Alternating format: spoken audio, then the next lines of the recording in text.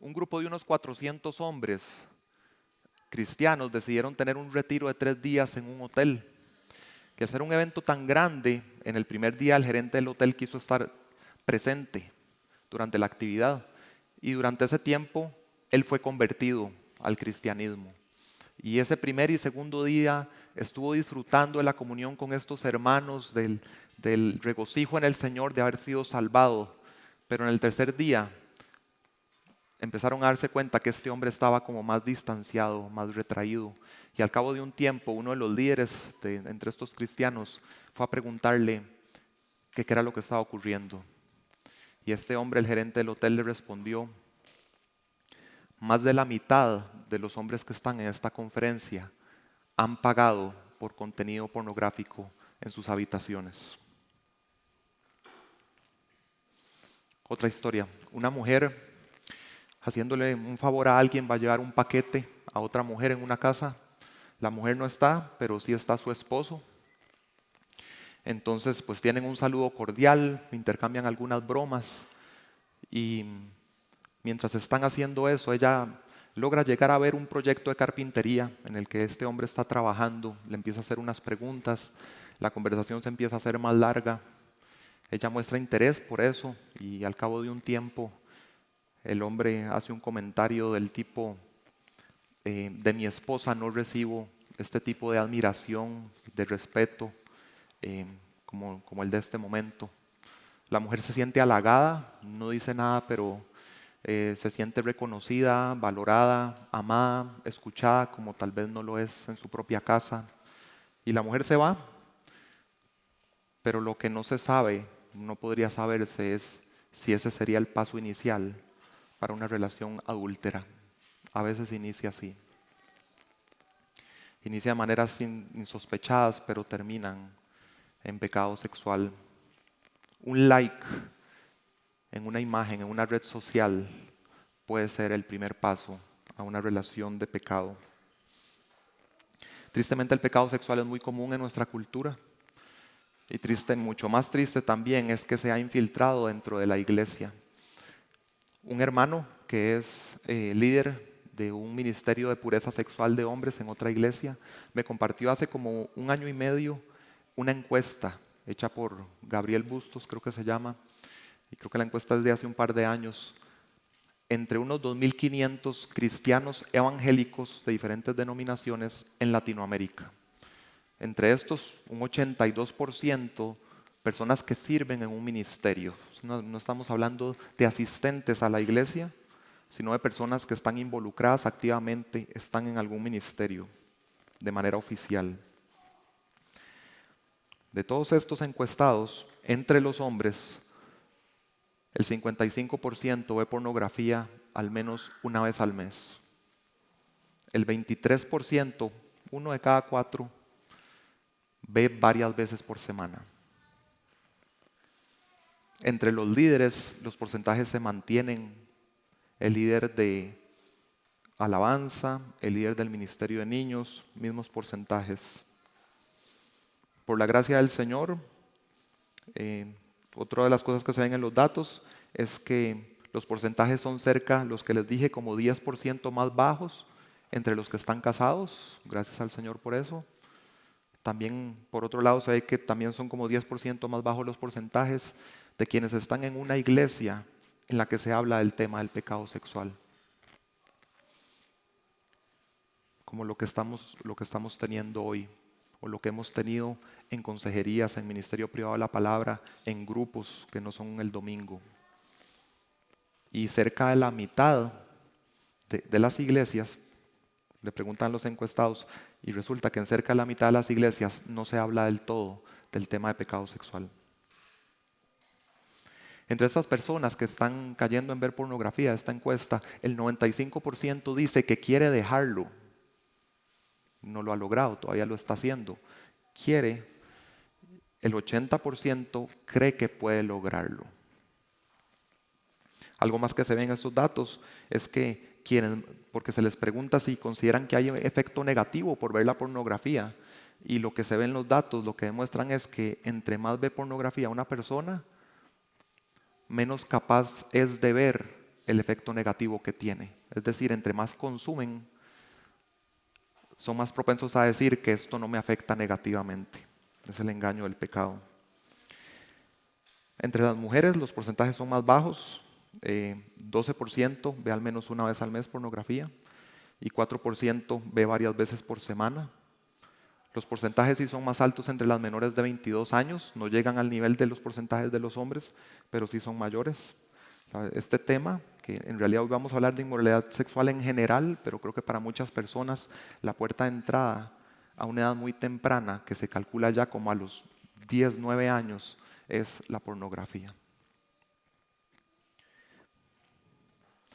Hace 5 años hubo una pandemia en la que fue a nuestra vista claro que un lugar como este para congregarse estaba vacío. Pero hoy día hay una pandemia quizás hasta más preocupante que esa que fue durante un corto tiempo, en que no a simple vista, pero que sí ocurre, 1 de cada 3 personas en las iglesias que están congregadas, así como la nuestra hoy, está en un pecado que es dominante y particularmente peligroso y destructivo, como vamos a ver hoy en la palabra de Dios. Al igual que la iglesia al igual que la ciudad de Corinto del primer siglo, nosotros también estamos muy inmersos en un ambiente lleno de tentación y de inmoralidad sexual. La ciudad de Corinto era un puerto, entonces constantemente había marineros que querían buscar, solicitar, perseguir el pecado sexual. También existía la prostitución en templos de religiones paganas, una prostitución ritual. Y hecho que entre otras ciudades de los alrededores, Corinto era particularmente conocida como una ciudad de libertinos sexuales. Es decir, cuando alguien de otra ciudad escuchaba que alguien era un corintio, lo primero que tendía a pensar sobre esa persona está en esa ciudad libertina sexualmente. Continuamos con nuestra serie, 1 Corintios, estamos en el capítulo 6. Y si quisiera retomar algo de lo que hemos visto hasta este momento, es que, si recuerdan, en la parte de las divisiones en la iglesia, Pablo varias veces tomó la frase que usaban los corintios, o un lema: yo soy de Pablo, yo soy de Apolos, yo soy de Cefas, yo soy de Cristo.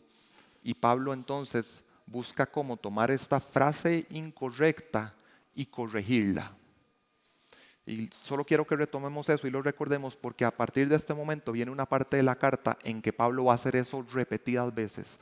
Va a tomar lemas que dicen los corintios que están aplicando de una manera equivocada o que contienen teología equivocada, y viene a corregirlos. De hecho, hoy tenemos al menos 3 de esas frases. Vamos a leer entonces el texto para hoy, 1 Corintios capítulo 6. Vamos a leer los versículos del 12 al 20 desde la Nueva Biblia de las Américas. Todas las cosas me son lícitas, pero no todas son de provecho. Todas las cosas me son lícitas, pero yo no me dejaré dominar por ninguna. Los alimentos son para el estómago y el estómago para los alimentos, pero Dios destruirá los dos. Sin embargo, el cuerpo no es para la fornicación, sino para el Señor, y el Señor es para el cuerpo. Y Dios, que resucitó al Señor, también nos resucitará a nosotros mediante su poder. ¿No saben que sus cuerpos son miembros de Cristo? ¿Tomaré acaso los miembros de Cristo y los haré miembros de una ramera? De ningún modo. ¿O no saben que el que se une a una ramera es un cuerpo con ella? Porque Él dice: los dos vendrán a ser una sola carne. Pero el que se une al Señor es un espíritu con Él. Huyan de la fornicación. Todos los demás pecados que un hombre comete están fuera del cuerpo, pero el fornicario peca contra su propio cuerpo. ¿O no saben que su cuerpo es templo del Espíritu Santo que está en ustedes, el cual tienen de Dios, y que ustedes no se pertenecen a sí mismos? Porque han sido comprados por un precio. Por tanto, glorifiquen a Dios en su cuerpo. Ahí sus Biblias dicen algo más, pero no están en los manuscritos más antiguos. Por tanto, glorifiquen a Dios en su cuerpo. Y lo que dice después no es que sea una mentira, es cierto, pero no es parte, entendemos, del texto original que escribió Pablo. Si yo tuviera que resumir lo que dice este texto, lo haría de esta manera: huyan de la inmoralidad sexual porque su cuerpo es para la gloria del Dios Trino. Huyan de la inmoralidad sexual porque su cuerpo es para la gloria del Dios Trino. Y así como vimos que el 95% de estos encuestados que estaban consumiendo pornografía querían dejarlo y que el 80% creía que podría lograrlo, yo quisiera, hermanos, que en este momento y definitivamente cuando termine la prédica, el 100% de nosotros estemos convencidos de la importancia de la pureza sexual en nuestras vidas y que estemos convencidos por el poder de Cristo en el Evangelio de que podemos hacerlo. No en nuestro poder, sino en el poder de Él en nosotros. Así que entonces hoy vamos a ver 3 verdades sobre el pecado sexual que nos motivan a glorificar a Dios con nuestro cuerpo. ¿Ok? 3 verdades sobre el pecado sexual. La primera es que el pecado sexual nos afecta y llega a dominar al que lo practica, en los versículos del 12 al 14. La segunda es que el pecado sexual contradice la unidad de nuestros cuerpos con Cristo. Y la tercera verdad es que el pecado sexual profana el templo del Espíritu Santo, que es nuestro cuerpo. Vamos a iniciar entonces con la primera verdad, en versículo 12, que el pecado sexual nos afecta y llega a dominar al que lo practica. Vemos que en ese primer versículo de nuestro texto de hoy, Pablo repite 2 veces uno de los lemas de los Corintios, que ahí lo pueden ver en sus Biblias, es el lema: todas las cosas me son lícitas. No sabemos con absoluta certeza de dónde provino este lema. Muy probablemente fue del propio Pablo, pero Pablo lo dijo en un contexto, ellos lo están llevando a un contexto indebido, como vamos a ver. 1 o 2 años antes de que Pablo llegara por primera vez a Corinto había sido el concilio de Jerusalén. Si recuerdan, ese concilio lo que se dictaminó es que a los no judíos, a los gentiles, no se les debían poner en la iglesia de Jesucristo, imponerle las cargas de la ley judía o de sus tradiciones. No, por la salvación es por gracia. Y lo que sí se les recomendaba era que por consideración a los judíos que se hacían cristianos, se abstuvieran de ciertas cosas que para los judíos eran inmundas en todo su trasfondo en el pasado. Y sí, bueno, también en el libro de Hechos vemos muy próximas las 2 cosas. Les hablé de 1 o 2 años. En Hechos vemos el concilio de Jerusalén en capítulo 15 y vemos a Pablo en Corinto en capítulo 18. Y de hecho que esta misma enseñanza Pablo la enseñó en Corinto y está en esta misma carta. Si nos adelantamos al capítulo 10, veríamos en el versículo 25 a Pablo diciendo: coman de todo lo que se vende en la carnicería sin preguntar nada por motivos de conciencia, porque el Señor es la tierra y todo lo que en ella hay. Y más adelante, el versículo 28, viene la aclaración con los hermanos para los que pueda hacer tropiezo. Dice: pero si alguien les dice, esto ha sido sacrificado a los ídolos, no lo coman, por causa del que se lo dijo y por motivos de conciencia. Entonces parece que Pablo esta frase se las enseñó a los corintios en el contexto de las leyes dietéticas judías. Y les estaba diciendo: todas las cosas me son lícitas, puedes comer de lo que sea que haya en la carnicería, todo me es lícito. Y aparentemente los corintios tomaron eso y lo extendieron a cualquier cosa que tenga que ver con el cuerpo, y ya luego veremos por qué con el cuerpo. Cualquier otra cosa que tenga que ver con el cuerpo aplica lo mismo. Con el cuerpo hacer de todo es lícito. De hecho que hay una conexión con el tema de alimentos, lo vemos en el siguiente lema Corinto que Pablo cita acá en el versículo 13. Los alimentos son para el estómago y el estómago para los alimentos, pero Dios destruirá a los dos.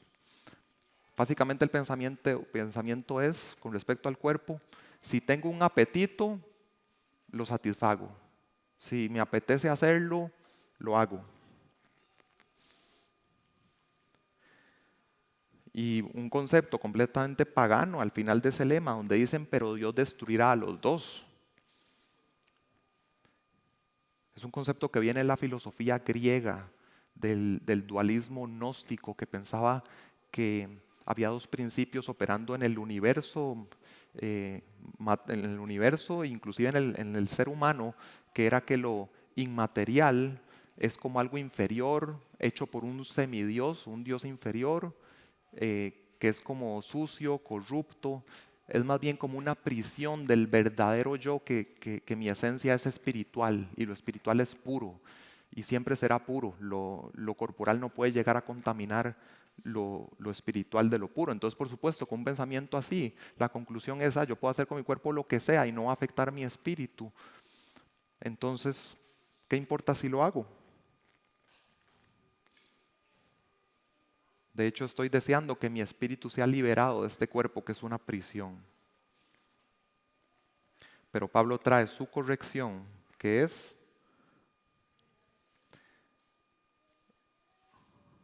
de todo lo que hemos visto, los dos lemas. Con el de todas las cosas me son lícitas, la corrección es, pero no todas las cosas son de provecho. Primeramente les dice eso. Y Pablo aquí está instruyendo a los corintios para que dejen atrás un tipo de pensamiento infantil, inmaduro, que está presente en los cristianos, que es todavía estar pensando en lo que quieren, en lo que le apetece, pensando en sí mismos. Y pensar también, por otro lado, solamente en dos categorías. Un cristiano inmaduro que piensa solo en dos categorías. ¿Es esto pecado o no es pecado? ¿Esto está permitido o está prohibido? Y entonces las decisiones terminan siendo muy simplistas del tipo, si esto me apetece y pregunto y me dicen que no está prohibido, entonces lo hago. Básicamente, sin más consideraciones.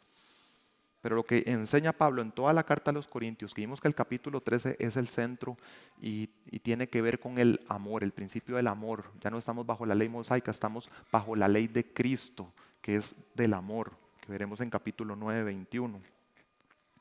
Ahí, un cristiano maduro en el Evangelio ya se conduce de acuerdo a eso. Y la semana pasada vimos que el amor no ¿qué? No busca lo suyo. Entonces, esa es una pregunta, ya hay más preguntas, no es solo es prohibido o no, es cómo veo esto a la luz de ser alguien amoroso. Las decisiones dejan de ser simplistas, reduccionistas, requieren sabiduría, requieren contexto, depende de quién está frente de mí y cómo va a tomarse lo que yo hago. Entonces el cristiano maduro no se detiene con solo la pregunta si algo es prohibido o no. Hace más preguntas. Pablo nos ayuda a saber cuáles son buenas preguntas. La primera que nos da es, ¿hacer esto va a ser de provecho? ¿Hacer esto podría empezar a dominarme? Que es lo segundo que dice. En capítulo 10, versículo 23, donde otra vez les refuta este mismo lema, dice, y lo podemos plantear como pregunta, ¿hacer esto va a ser de edificación? ¿Hacer esto busca lo propio? ¿Busca lo suyo como lo que no es amor? ¿O si es amoroso con los demás y con el Señor? Ese es un buen principio general para que tomemos decisiones. Ir a estas preguntas que son más allá, que parten de un principio de amor y no de las leyes rudimentarias de prohibido o no prohibido. Podemos aplicarlo en todo. En el texto de hoy está viéndolo más en el contexto del cuerpo. En decisiones que tomamos con respecto a nuestro cuerpo, podríamos pensar, hacernos estas preguntas en decisiones que tomamos acerca de nuestra alimentación, de nuestra vestimenta, de hacernos tatuajes, de cuántas horas descansamos por día, consumo de licor, planes de ejercicio. En general, ¿a qué expongo mis 5 sentidos? Buenas preguntas para hacernos en todo esto. Con el segundo lema, cuando dice que Dios va a destruir esto y aquello, va a destruir el estómago y los alimentos, básicamente los corintios lo que están pensando es, ¿qué importa que yo haga con mi cuerpo si de todos modos va a destruirse? Creo que tal vez yo recordando en mi vida lo más cercano que he llegado a escuchar es como, ¿de qué importa que yo haga esto aunque sé que está mal en el fondo? Pero de por sí, de todos modos en algún momento me toca morir de algo. ¿Verdad? Como este cuerpo está como para la destrucción, entonces voy a hacer esto aunque sea dañino para mi cuerpo. Lo que responde Pablo es que lo que haces con tu cuerpo sí afecta a todo tu ser. Somos un ser integrado con una parte material e inmaterial y recíprocamente sí tienen relación entre sí, no es que no se afectan entre ellas. Y Pablo aclara enfáticamente, el destino del cuerpo del creyente no es la destrucción, es la resurrección. Esa es la esperanza del cristiano. Y lo va a retomar en el capítulo 15, de hecho extensamente, porque es parte del evangelio cristiano. Nuestros cuerpos van a ser resucitados va a ser una nueva creación, va a ser una recreación. Pablo dice en el versículo 14, Dios que resucitó al Señor también nos resucitará a nosotros mediante su poder. Nuestro rescate no es solamente espiritual, también es corporal. La palabra nos dice que tendremos un día cuerpos incorruptibles en la semejanza de Cristo en el día de la resurrección. Preguntémonos, ¿cómo fue la resurrección de Jesús? La resurrección de Jesús fue corporal. Y habrá sido que el cuerpo de Cristo quedó pudriéndose en el sepulcro y simplemente Él quedó vivo en el espíritu. No, fue corporal. ¿O será que el cuerpo de Jesús quedó pudriéndose en el sepulcro y su espíritu fue trasladado a un cuerpo completamente aparte de ese? No, había una tumba vacía. Ese mismo viejo cuerpo que tenía Jesús es el que fue convertido, transformado en un cuerpo glorificado, en lo que llama la Biblia un cuerpo celestial, que vamos a ver en el capítulo 15. Y como también estamos influenciados por los griegos, lo mismo que ellos, y el dualismo gnóstico y esto, hermanos, no piensen que cuerpo celestial es cuerpo inmaterial. El cuerpo que tenía Cristo glorificado, resucitado, al que se le llama cuerpo celestial, fue un cuerpo que los discípulos después palparon. Fue un cuerpo con el cual Jesús después comió alimentos físicos. En la iglesia, lo pueden buscar luego, investigarlo, ahí cómo ha influenciado el neoplatonismo o el dualismo gnóstico las doctrinas cristianas. Investíguenlo y van a ver que nosotros por la influencia griega todavía 2000 años después tenemos ciertos pensamientos equivocados entre cielo, tierra, celestial, terrenal, material, inmaterial. Y bueno, el Señor nos va renovando el entendimiento. La cuestión es, cuerpo sí importa. Ahora, vamos ahora a enfocarnos ya no solo el cuerpo, sino como un láser al tema central de Pablo con todo este pasaje, que es inmoralidad sexual.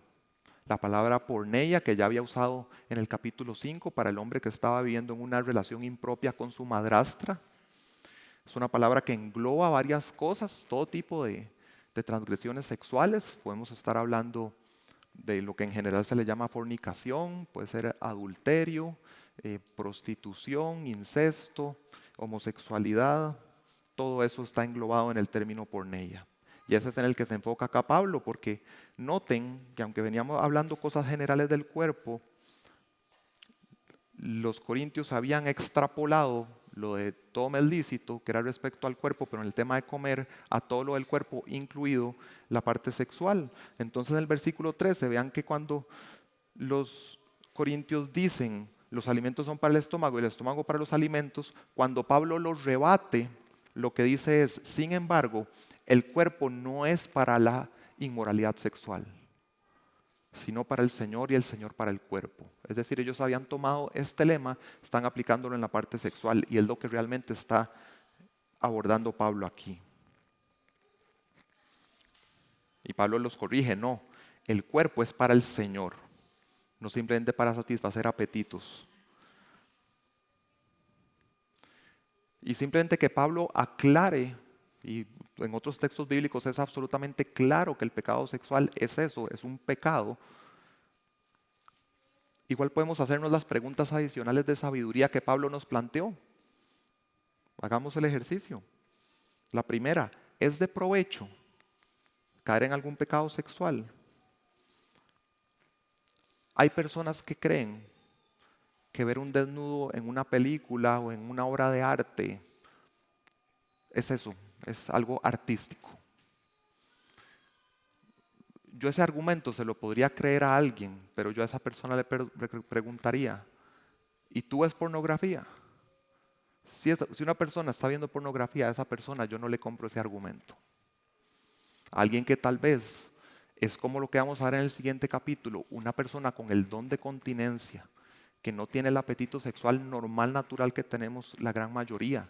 A esa persona quizá pueda ver algo así, verlo como algo artístico, pero los demás que no tenemos ese don del Señor, difícilmente. Y más si alguien está consumiendo ya, está en un ejercicio corrupto, en que no va a poder verlo de la manera correcta. Alguien podría pensar que la pornografía es educativa, o sea, obviamente son justificaciones, pero son respuestas reales que dan las personas que creen que ver algo pornográfico les puede enseñar temas acerca de anatomía del sexo opuesto, puede enseñarles acerca de qué hacer y cómo hacerlo, o cosas de este tipo. Jamás puede ser eso realmente de provecho al ser educativo. Alguien puede pensar que es de provecho que unos novios que están considerando una relación a más largo plazo, que tengan relaciones para ver si son compatibles en el área sexual, y que ese sería un provecho. No. O simplemente alguien podría pensar, la realidad es que yo tengo estas necesidades y es de provecho que sean satisfechas. Simplemente. Esas son respuestas satánicas, respuestas del mundo, que hace pensar que pudiera ser de provecho algún tipo de pecado sexual. La siguiente pregunta de sabiduría es, ¿y el pecado sexual es algo que me puede llegar a dominar? Tal vez en nuestro contexto actual la palabra más común que se usa es adicción. La Biblia lo habla más como esclavitud o dominar. Pero piénselo en términos de adicción si eso le ayuda. ¿Qué nos dice la Biblia? Sí, sí llega a dominar. Hay un endurecimiento que ocurre cuando alguien practica y practica el pecado. Hay una espiral descendente. Cada vez vas a necesitar más dosis porque no te da lo que te promete el pecado sexual. Vas a ocupar dosis más fuertes, vas a terminar viendo cosas mucho más pesadas y degradantes de lo que pensaste al inicio. Sí, sí esclaviza. Hermanos, recuerden la lectura inicial que hizo Kevin. ¿Ustedes creen que cuando Herodes vio empezar a bailar a esta muchacha, él le pasó por su mente que iba a darse una cadena de acontecimientos que ni siquiera fue muy larga, todo ocurrió muy rápido, en que él iba a terminar matando a Juan el Bautista? ¿Ustedes creen que cuando David fijó sus ojos en Betsabe bañándose, a él le cruzó por la mente pensar que él iba a terminar matando a Urías? El pecado sexual sí domina, llega a dominar. Y alguien podría pensar, eso es muy exagerado, o sea, me estás diciendo de que yo voy a llegar a ser un asesino si sigo en el pecado sexual. No, no estoy diciendo eso. El Señor te ha guardado de no llegar a pecados más graves, en una cadena. El Señor sabrá dónde puede llegar en tu caso. Lo que sí te digo, que definitivamente es cierto en tu caso, según lo que dice la palabra, es que si tú crees que empiezas a pecar sexualmente pensando, yo lo tengo bajo control, yo sé cuál es la frontera que no tengo que cruzar, estás completamente engañado. Ese es el principio, es un completo engaño.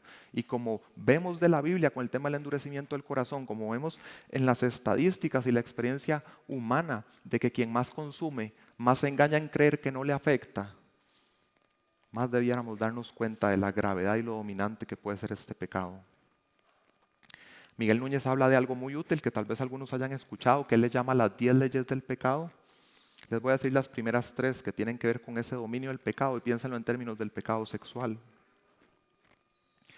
El pecado te llevará más allá de donde pensabas llegar, te alejará por más tiempo de lo que habías pensado y te costará más de lo que querías pagar.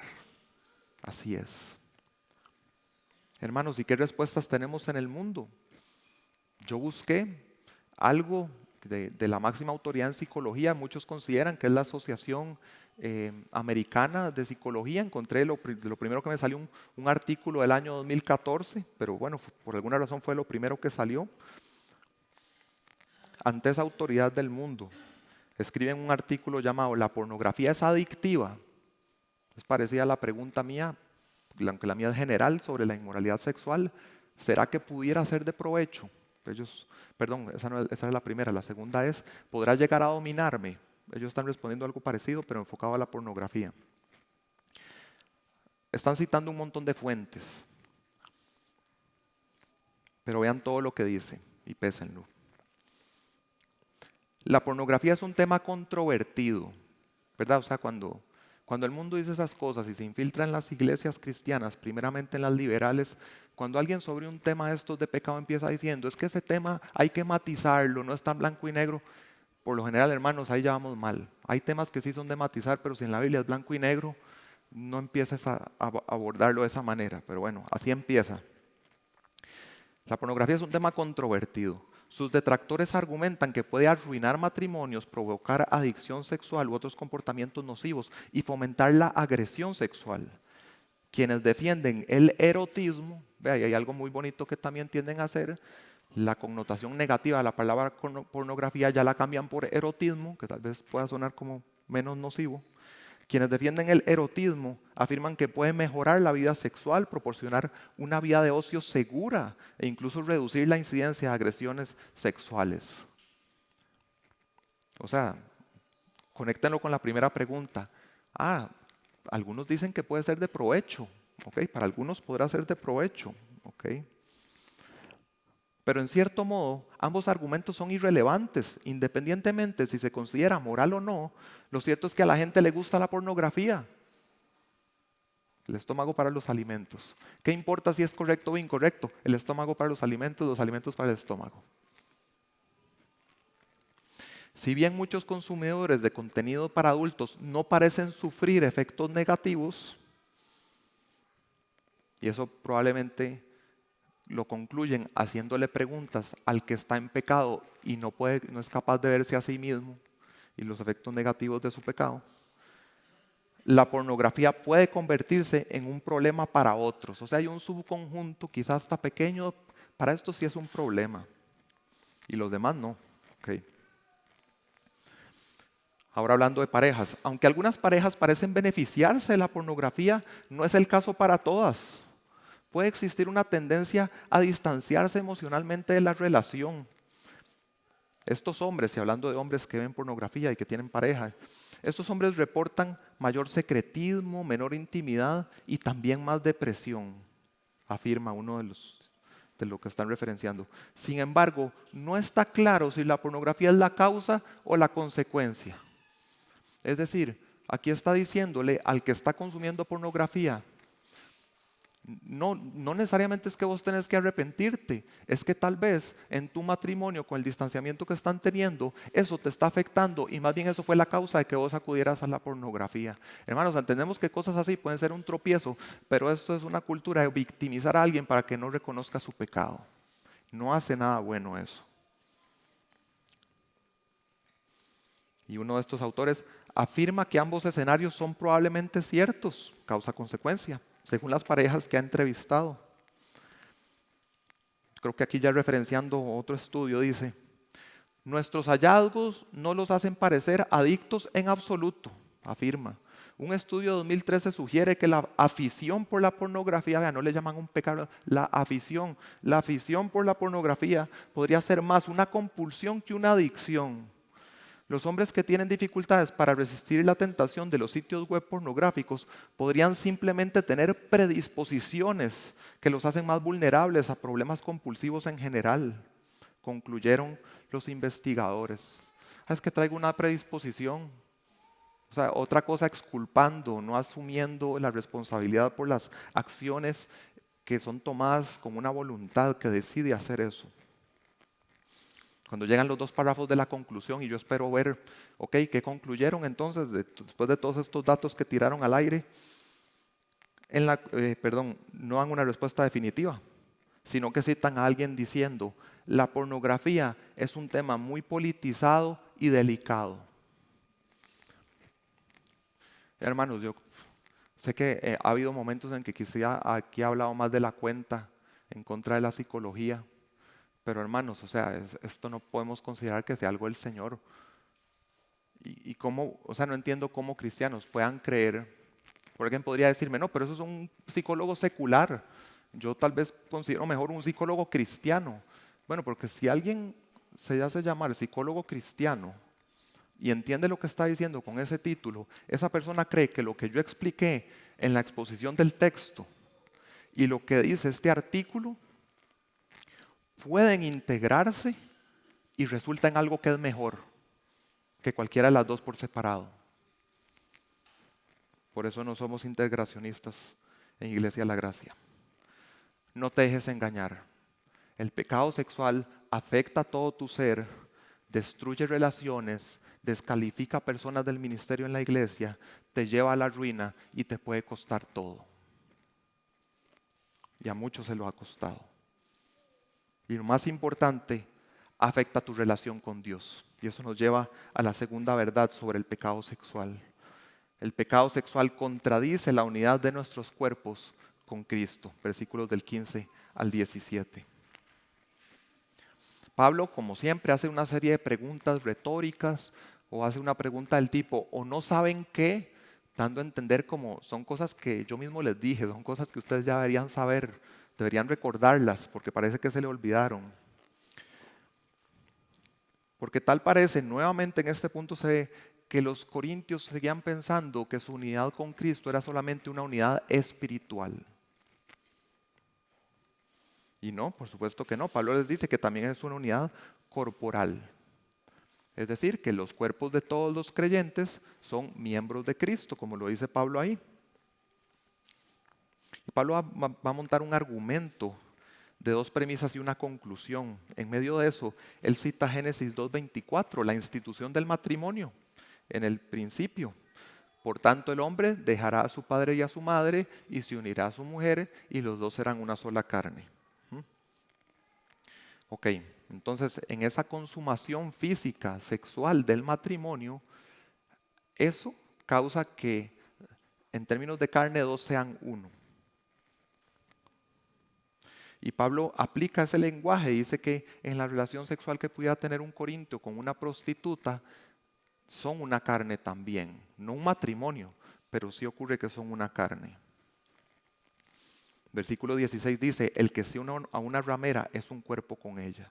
Entonces el argumento que está formando Pablo aquí es este. Primero, los cuerpos de los creyentes son miembros de Cristo. Segundo, en una relación sexual, los dos llegan a ser uno solo. Entonces, un corintio o quien sea que es un creyente y tiene relaciones con una ramera, está haciendo que los miembros de Cristo sean unidos a una ramera. Y la respuesta de Pablo a esto es la más enfática y negativa que pueda haber, que es de ningún modo. O sea, que eso nunca ocurra. Dios diseñó que nosotros disfrutáramos de la sexualidad. Y nunca se entienda una mentira del enemigo como que Dios quiere privarnos de que disfrutemos de algo. No, Dios inventó el sexo, Dios lo diseñó para que, entre otras cosas, para que lo disfrutáramos a lo máximo. Pero dentro del ámbito que Él determinó, que es el vínculo del matrimonio. Una relación heterosexual, que ahora hay que sumarle eso, pero tal vez hace 50 años no había que decirlo, pero una relación heterosexual. En el libro de Cantares que vimos en una reunión de matrimonios hace tal vez un año atrás, en el centro de ese libro, que es el momento de la consumación física del matrimonio en la noche de bodas, y están intercambiándose palabras el esposo y la esposa, vean cómo dice la esposa en 4:16. Entre mi amado en su huerto y coma sus mejores frutas. Y el esposo le responde en 5:1, he entrado en mi huerto, hermana mía, esposa mía, he recogido mi mirra con mi bálsamo. He comido mi panal y mi miel, he bebido mi vino y mi leche. Inesperadamente, en este momento más íntimo, en la alcoba nupcial, de repente en el texto bíblico aparece una tercera voz. ¿Y quién podrá ser? Dice, coman amigos, beban y embriáguense, oh amados. En ese momento está la presencia del Señor en esa consumación bendiciéndolos. Diciéndoles que se gocen a lo máximo de este regalo que Él les ha dado. Dice algo parecido Dios en el texto inspirado en Proverbios 5:18. Regocíjate con la mujer de tu juventud, ¿verdad? Una relación que empezó en la juventud y que es longeva el resto de la vida. Regocíjate con la mujer de tu juventud, amante sierva y graciosa gacela, que sus senos te satisfagan en todo tiempo, su amor te embriague para siempre. Esa presencia de Dios en bendición es su diseño, pero hay un contraste a eso. ¿Qué sería? Un creyente que está unido a Cristo, que cae en pecado sexual, el efecto de la presencia de Cristo cuando ese cristiano está cayendo en pecado sexual jamás va a ser de bendición. Es todo lo contrario. Y si ese cristiano cree que nadie lo está viendo, está completamente engañado. Cristo está ahí viéndolo. está presente. No solo está presente, está gravemente ofendido. ¿Recuerdan un momento particular el ministerio público de Jesús en que él estuviera ofendido? El azote de cuerdas en el templo. Es decir, el templo, un lugar diseñado para el encuentro más íntimo con el Señor, en una relación de pacto, de beneficio y entrega mutua, pero unas personas lo convirtieron, unos mercaderes, en un espacio de ganancia personal, de obtener lo que yo quiero. Y Jesús llega y ve eso en el lugar donde está la presencia del Señor. Y Juan 2 del 15 al 17 dice, y haciendo un látigo de cuerdas, echó a todos fuera del templo con las ovejas y los bueyes, desparramó las monedas de los que cambiaban el dinero y volcó las mesas. A los que vendían palomas les dijo, quiten esto de aquí, no hagan de la casa de mi padre una casa de comercio. Sus discípulos se acordaron de que estaba escrito, el celo por tu casa me consumirá.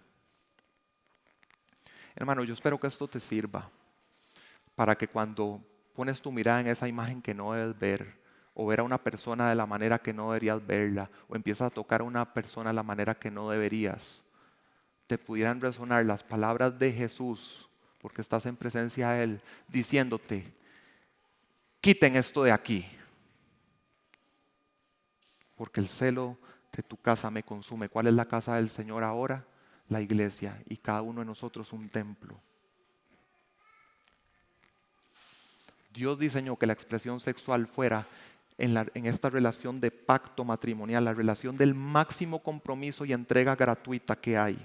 Un comentarista dice, puesto que la expresión sexual es la más íntima de las formas de relación entre seres humanos, debería reservarse para el más permanente de los compromisos interpersonales.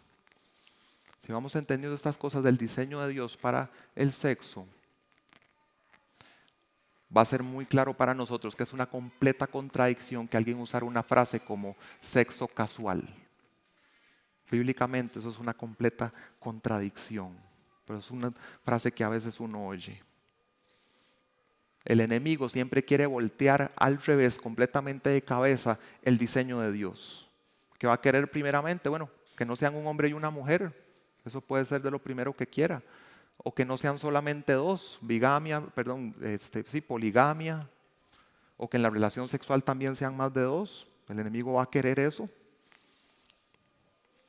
Incluso si es entre hombre y mujer, el enemigo lo que va a querer es que lo que debiera expresarse en la relación de mayor compromiso se exprese más bien en la relación más casual y momentánea. El enemigo va a querer que donde debiera ser el momento de mayor entrega, más bien sea el momento de mayor búsqueda del placer egoísta y de tratar a la otra persona con utilitarismo. Es como un concepto satánico de antipacto. Y lo vemos en Apocalipsis, en que se ve al enemigo haciendo todo al revés a como lo hace Dios. Dios es una trinidad. El enemigo tiene una triada satánica. Cristo tiene una esposa llamada la iglesia. El enemigo entonces no tiene una esposa, tiene una ramera que se llama Babilonia. La iglesia lleva un mensaje de salvación a las naciones. La ramera Babilonia lleva una contaminación de inmoralidad a todas las naciones para destrucción. Cristo se da a sí mismo por la iglesia para una relación permanente. La bestia usa a la ramera Babilonia mientras le sirve para obtener el dominio de las naciones, y después, en Apocalipsis 17:6, la odiará y la dejará desolada y desnuda. Y si hay algo que Dios quiere que entendamos en esta segunda verdad, es que la relación sexual une. Esa palabra une, que la tenemos en los versículos, tanto el 16 como el 17, por aparte del contexto, como en definición de diccionario del griego koiné del primer siglo, ¿qué significa esa palabra que se usa ahí en el idioma original? Literalmente significa pegar. En inglés es el verbo glue. Es como pegar algo con pegamento. A nivel de relaciones humanas, el matrimonio consumado es la relación más fuerte que hay. Entonces es como que Dios, que lo diseñó, nos concediera el pegamento más potente que es aplicado en una relación sexual. Y hermanos, entonces pensar que pecar sexualmente no nos afecta es como pensar que usted puede tomar 2 hojas de papel, pegarlas con el pegamento más potente que exista y usted creer ingenuamente que va a poder luego separarlas y que las dos van a quedar completamente intactas, como que no hubiera pasado nada. Es completamente insensato cuando entendemos el diseño de Dios para la relación sexual. Pero hermanos, no quisiera que piensen que entonces que el pecado sexual es el pecado imperdonable. No quiero que piensen eso, porque la gracia de Dios es mayor y puede cubrir cualquier tipo de pecado. Pero no confundamos que un pecado pueda ser perdonado, como el rey David, después de lo de Betsabé, y un año después lo confronta Natán y él confiesa, y en el momento que él confiesa, inmediatamente Natán le dice de parte de Jehová, tu pecado ha sido perdonado. Al arrepentido Dios lo perdona de inmediato, pero no crea que eso significa que no va a tener que lidiar con las consecuencias del pecado sexual probablemente el resto de tu vida. Como David, no se apartó la espada de su casa. En su familia luego hubo revanchas, hubo violaciones entre miembros de la familia. Ahí ya fueron las semillas para que al final el reino terminara dividiéndose después con Salomón. Su bebé murió, esa fue la causa el resultado más inmediato. Enfrentar las consecuencias de los pecados sexuales es de lo más fuerte que las personas pueden tener que enfrentar continuamente el resto de sus vidas. Cuando caes, Cristo ahí está contigo. Y si estás teniendo relaciones con una persona que no es tu cónyuge, Cristo está siendo unido ahí con los miembros de una persona, si eso fuera posible.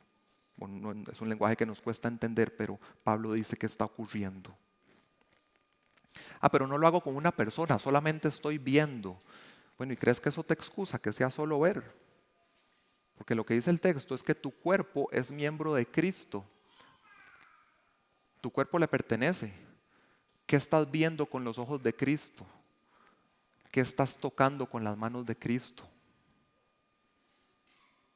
Que sea solo ver no lo minimiza. Incluso ahora que ya está la inteligencia artificial, alguien hasta podría argumentar de que no estoy viendo realmente a un ser humano en lo que construyen. Bueno, pero es algo diseñado para replicar al ser humano, entonces termina siendo de todos modos el ser humano creado a la imagen de Dios, pero degradando esa imagen simplemente para que sirva para mi placer personal. Un pastor dice, incluso los cristianos que se niegan a participar personalmente en actividades sexuales pecaminosas a menudo ven películas y series, leen libros y artículos y visitan sitios web que resaltan, muestran y promueven o trivializan la inmoralidad sexual. Es como si le dijéramos al mundo, no vamos a hacer lo que ustedes hacen, pero con gusto nos vamos a entretener viéndolos. Hermanos, esto ha venido ocurriendo y ocurrió desde antes, pero hermanos, esto se hizo sobre todo más fuerte a partir de la década de los 90. Y aquí muchos probablemente nos reímos mucho de series de televisión en que de una semana a otra los protagonistas tenían un novio diferente y era notable que estaban teniendo relaciones sexuales todo el tiempo. O entra una serie que hace ver la homosexualidad, que si uno ve las estadísticas, lo que se ve ahí es muy diferente a como realmente es, pero vuelve como algo cómico, una serie como Will and Grace o algo así. Y tal vez nosotros en algún momento nos reímos viendo episodios de eso, pero eso es parte de lo que el enemigo usa para que empecemos a normalizar algo, para malinformar nuestras conciencias, de que veamos algo como inofensivo y hasta divertido. Y tristemente lo ha logrado. En el versículo 17, Pablo afirma que el que se une al Señor es un espíritu con Él. Pablo está asemejando el hecho de hombre y mujer en matrimonio que se unen y son una sola carne a ese momento glorioso en que el creyente cree en Jesucristo y entonces viene a ser el espíritu del creyente unido al espíritu de Cristo que Dios lo da y viene a morar, a habitar, a residir en el creyente y son uno. El espíritu del creyente con el espíritu de Cristo a partir del momento en que cree por primera vez. Eso es glorioso, pero también nos debiera hacer temblar hacia ciertas prácticas. Y eso nos lleva a la tercera verdad sobre el pecado sexual, que es que el pecado sexual profana el templo del Espíritu Santo, que es nuestro cuerpo. Versículos 18 al 20. En esta sección tenemos los dos mandatos, los únicos dos mandatos que hay en toda la sección. Al inicio del versículo 18, huyan de la inmoralidad sexual. Al final del versículo 20, glorifiquen a Dios con su cuerpo. Ese primer mandato, huyan de la inmoralidad sexual o huyan de la fornicación, huyan de porneia. El tiempo del verbo es de una acción continua, es decir, practiquen habitualmente el hábito de huir. Es algo que se hace continuamente. Me alejo de aquello, y no solamente me alejo de aquello, porque está el segundo mandato, me alejo de aquello para ir en esta dirección. ¿Cuál es la otra dirección? Glorificar a Dios con el cuerpo, como dice en Romanos 6, que ahora nuestro cuerpo, aunque es todavía un cuerpo caído y que va hacia la muerte algún día, igual este cuerpo, a pesar de ser caído, pueden ser miembros de justicia, que obran la voluntad del Señor, para que así alumbre nuestra luz delante de los hombres, vean nuestras buenas obras y glorifiquen al Padre que está en los cielos. O como dice Romanos 1, les ruego por las misericordias de Dios que presenten sus cuerpos en sacrificio vivo, santo y agradable a Dios, que es nuestro culto racional o nuestra adoración espiritual. Hermanos, pongan atención a cuál es el mandato. El primero. El mandato es huyan. No es otro, es huyan. No es ejercite dominio propio para que pueda resistir mejor. Eso es bueno, eso es maravilloso, hágalo. Otros textos dan ese mandato. Aquí el mandato no es ese, es huya. El mandato aquí no es ora para que no caiga, que ores para que no caigas en tentación, o que ores diciendo Dios quítame esto, de que no quiero el pecado sexual en mi vida. Maravilloso, hágalo. Otros textos te animan a hacerlo. En este texto de Pablo para los Corintios, el mandamiento es huya.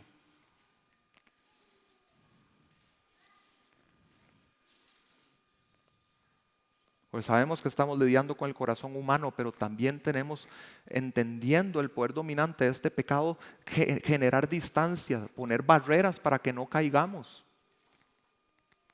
Por poner un ejemplo, hubo un tiempo en que yo tuve que poner un navegador de internet, no sé si todavía existe, se llama MobiZip o MobiZip, con filtros, y bloqueé que yo pudiera usar cualquier otro tipo de navegador en el dispositivo que tenía, que era mi celular. Y Anita era la que tenía la clave. Esto fue al inicio, cuando estamos en el noviazgo todavía. Ella era la que tenía la clave para que yo pudiera navegar y ver otras cosas. Y era tan restrictivo el otro navegador que a veces, buscando otras cosas, hasta deportes y así, me bloqueaba. Pero yo prefiero que me bloquee eso, pero estar huyendo de lo otro. Y pagué la aplicación, creo que eran $3, la pagué un año. Y gracias al Señor, ya después de ese año, que ya el Señor me había quitado mucho, en ese año no volvió a ocurrir, ya no uso eso, gracias al Señor. Pero a veces hay que poner esas barreras que sí generan algo de ayuda. No nos van a cambiar el corazón, por supuesto, pero son de ayuda para huir, que es lo que se nos manda acá. En el versículo 20 vemos que hay un porqué, y sabemos que en la Escritura un porqué nos va a dar la razón, se nos va a dar la razón de por qué debiéramos obedecer estos dos mandatos, de huir y glorificar a Dios. Y la razón es porque han sido comprados por un precio.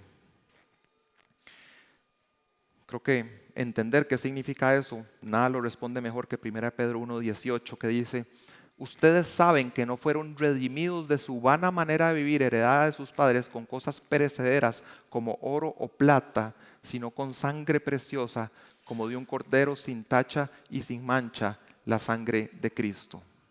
Cristo en la cruz del Calvario pagó un precio completo para liberarte. Era el término tiene que ver con el pago completo que se hace por un esclavo para comprar su libertad. Y era comprarlo de una manera para que nunca más regresara al mercado de esclavos. No solo temporalmente, no, permanentemente nunca vuelva al mercado de esclavos. Así pagó Cristo por nosotros. Una libertad final y definitiva. Hablemos un poco de libertad. El concepto mundano de la libertad es ser libre para yo hacer todo lo que quiera y todos los pecados que quiera. El concepto cristiano es: la persona que está sin Cristo no es libre, es esclava. Puede elegir entre diferentes pecados, pero es esclava del pecado. No puede no pecar. Como Jesús dice en Juan 8:32, de cierto les digo que todo aquel que hace pecado, esclavo es del pecado. La libertad que tenemos en Cristo es que ahora, igual podemos decidir pecar, pero ahora estamos capacitados para no pecar. Por fin podemos hacer cosas que son no pecar, que antes no. Nuestro ser completo fue comprado por Cristo, cuerpo y espíritu. Versículo 19, ustedes no se pertenecen a sí mismos. Un comentarista dice todavía sobre la importancia del cuerpo: los cristianos han de guardarse siempre de un evangelio truncado que desea salvar almas, pero no los cuerpos. Tu cuerpo le pertenece a Dios, tu espíritu también. La Biblia usa el término de que el cuerpo es templo del Espíritu Santo, y no se refiere al templo como toda la estructura que había en aquel tiempo. Todavía estaba, esa estructura no había sido destruida cuando se escribió esta carta. No se refiere a toda la estructura, hasta con las cosas exteriores, se refiere al santuario, se refiere a la parte de la presencia del Señor que está más en la parte íntima. El creyente es templo del Espíritu Santo, la presencia de Dios está ahí, y eso hace que el pecado sexual sea mucho más grave. Pablo dice en el versículo 18, todos los demás pecados que un hombre comete están fuera del cuerpo, pero el fornicario peca contra su propio cuerpo. Eso lo dejé para el final porque este versículo no es difícil de traducir, entiendo que no es difícil de traducir, pero es difícil de interpretar. Incluso entre teólogos sanos hay decenas de interpretaciones diferentes para lo que significa esto. Si yo tuviera que decirles qué creo yo de esto, regresaría a la ilustración que hice del pegamento. Hay otros pecados que hasta tienen que ver con el cuerpo, con que ingerimos algo con el cuerpo, pecados que tienen que ver incluso que al cometer ese pecado causamos un daño permanente a nuestro cuerpo, pero a pesar de eso, de que afectan tanto el cuerpo, el pecado contra el cuerpo es porque tiene ese elemento de pegamento que no tiene ningún otro pecado.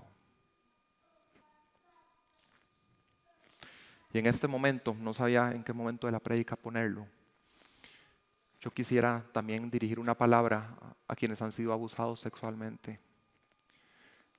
Creo que en medio también de sacar el tema sexual y verlo acá en la iglesia, trae recuerdos de dolor para muchos. Quiero que sepas que entiendas que tú no pecaste, que pecaron contra ti, y aunque tengas sentimientos de confusión, de quizá creer que lo provocaste o que participaste de alguna manera, o sentimientos de culpa, yo quisiera que pienses en términos de lo que hemos hablado de la presencia del Señor para contigo en lo que has vivido. La presencia del Señor es una presencia de misericordia, de consuelo y de restauración. Y me conmueve porque sé que hay muchas personas aquí que han sido abusadas. En verdad que destructivo y dañino y dominante que es este pecado. El hombre más fuerte que tenemos en la Biblia, que es Sansón, cayó en pecado sexual. El hombre más sabio, que fue Salomón, también. Y el hombre más íntegro, con el corazón conforme a Dios, David, también. No somos mejores que ellos, no somos superhéroes, no podemos, como en Proverbios 6, creernos de que vamos a poder abrazar las llamas y no quemarnos. No, somos débiles igual que ellos. Si ellos cayeron, nosotros también podemos caer. Eso fortalece la convicción de que el mandato es huye. ¿Quién entendió este huye? José, con la esposa de Potifar. Literalmente huyó y enfrentó las consecuencias que vinieran después por el huir, pero bien huyó. Tomó una medida radical, porque Jesús en este tema de pecado sexual nos llama a medidas radicales. En Mateo 5:28 Jesús dice, ustedes conocen el texto, todo el que mire a una mujer para codiciarla ya cometió adulterio con ella en su corazón. Si tu ojo derecho te hace pecar, arráncalo y tíralo, porque te es mejor que se pierda uno de tus miembros y no que todo tu cuerpo sea arrojado al infierno. Medidas radicales. Obviamente Dios no quiere que literalmente hagamos esto, que nos mutilemos el cuerpo. Él quiere, Romanos 6, que más bien sean instrumentos, miembros que ahora obran la justicia de Dios. Pero lo que quiere apuntar Jesús es a la radicalidad de extirpar, cortar de raíz esa puerta o ese acceso que podemos tener a la tentación. No ir a ese lugar, no ir a aquel ambiente, no juntarme con esa persona que me empuja a la tentación, no ver esa serie, no tener acceso a ese contenido o a ese dispositivo en esa hora del día.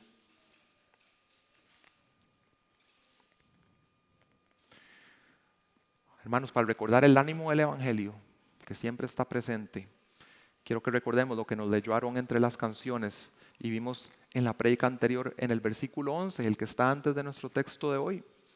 Pablo había enlistado 10 pecados que llegan a dominar a alguien tanto que ya esa persona se le llama por ese pecado. Un adúltero, un fornicario, un homosexual, ladrón, también hay otros que no son de índole sexual. ¿Y recuerdan lo que dice el versículo 11? Y esto eran algunos de ustedes.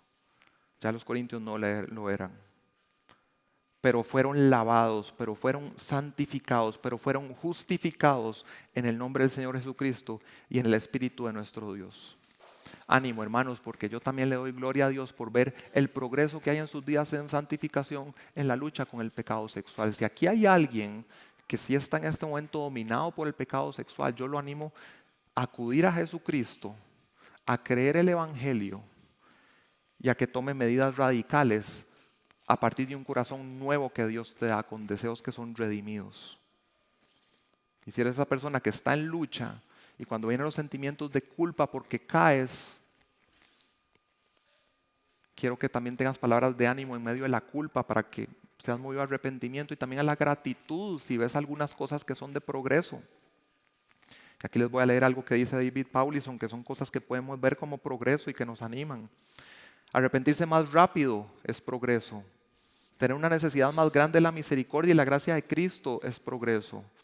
Un aumento en la sinceridad y la rendición de cuentas. Un cambio en el campo de batalla es progreso. Ya no estoy luchando con actos, estoy luchando más con pensamientos, imágenes que me quedaron grabadas, que no sé a las mujeres, a los hombres, imágenes que vimos hace más de 20 años. Yo puedo hablar de 20 años, es como que las hubiera visto hoy en la mañana, pero ya la lucha es diferente. Son recuerdos. Igual tengo que rechazarlos de inmediato. No responder a tus presiones y frustraciones con el desahogo sexual es un progreso. Una disminución en la frecuencia del pecado también. Y muy importante, aprender a amar y considerar los intereses de personas reales es progreso. John Newton dijo, no soy lo que debo ser, tampoco soy lo que quiero ser, pero por la gracia de Dios ya no soy lo que solía ser. Gloria a Dios por tu progreso, hermano, en santificación en esta área. Hoy entonces hemos visto que el pecado sexual sí nos afecta, es un pecado muy dominante, contradice nuestra unidad con Cristo y profana el templo del Espíritu Santo. Hermano, cobra ánimo con los testimonios de hermanos reales alrededor tuyo que pueden decirte, y su vida lo dice, de que sí se puede salir del pecado sexual, sí se puede honrar a Cristo en pureza, de que sí se puede dejar lo que tal vez para algunos en este momento parece imposible dejar. Yo te animo a atender los mandamientos, a huir, a tomar decisiones radicales, como ya lo dije. Deja de frecuentar ese lugar, no te expongas a ese ambiente que sabes que te provoca. Distánciate de esa persona que te empuja a caer, pon límites físicos en el noviazgo. Aléjate de ese contenido que sabes que aunque se supone que no es sexual, tiene ciertas escenas y entreabre una puerta a la tentación. Distánciate del dispositivo en los contextos que sabes que puedes caer. Rechaza inmediatamente los recuerdos o pensamientos de inmoralidad que vengan a tu mente. Y muy importante, rinde cuenta de todo esto a un hermano. Y abran las Biblias y nútranse juntos. Hermanos, en la iglesia también tenemos libros y recursos, y aconsejando a hombres en este tema los hemos usado también. Yo puedo conseguirles contenido también, gracias al Señor, Por fin libre, luchando por pureza con el poder de la gracia, de Heath Lambert. Tenemos también de los que son más cortitos de consejería, adicción sexual. Una amiga lucha con la pornografía, un amigo lucha con la pornografía. Mi adolescente dice ser gay. Jóvenes atraídos por el mismo sexo, sexo antes del matrimonio, ¿cuál es el límite? El sexo y las solteras, formas inteligentes de cuidar tu corazón. Hermanos, estas cosas están disponibles, pero sobre todo apoyémonos unos con los otros. Acude a Cristo, acude por su gracia perdonadora y echa mano de su gracia transformadora para una vida nueva en Él. Porque el deseo del Señor es que puedas vivir la libertad que ya realmente tienes en Cristo. Que no solo sea una posición o algo que Cristo compró, sino que sea tu experiencia diaria. Que ya no uses tu cuerpo para buscar lo tuyo, lo propio, porque el amor no busca lo suyo, sino que tu cuerpo sea para amar y servir a Cristo y a su cuerpo.